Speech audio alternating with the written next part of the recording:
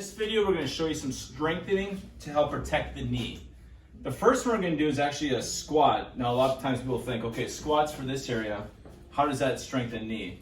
To be honest, the stronger you are up top and have good control here, that actually protects your knee. So it's important you have a good looking squat.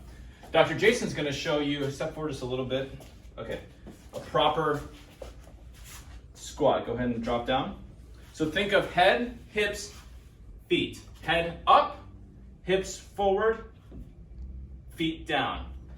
Drop down a little bit more to show them what a butt wink is. So see where it kind of tips down? We want to stop right above there because that's going to create excess rotation or force in your hip. We don't want to be doing that. That can cause some more back pain.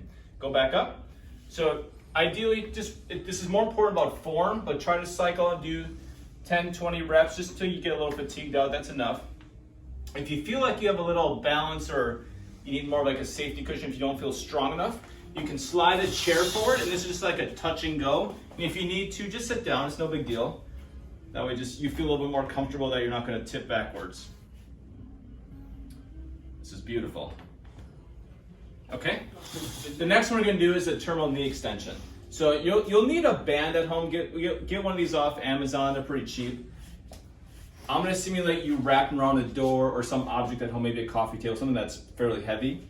He's gonna wrap this around the back of his knee. Both ends will essentially be anchored somewhere in front of you.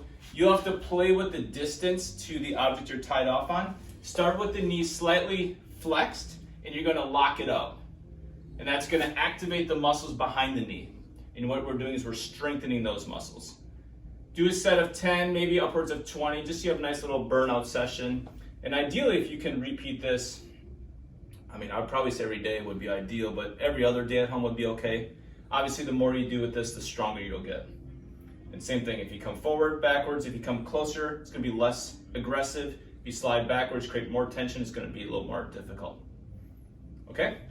The last one we're gonna have you do is lie on your side, face the camera. We're gonna strengthen the inside of our thighs. This is often an underappreciated muscle. So top leg kind of goes forward, it's a little awkward. You're gonna lift this entire bottom leg off the ground, activating the inner thigh.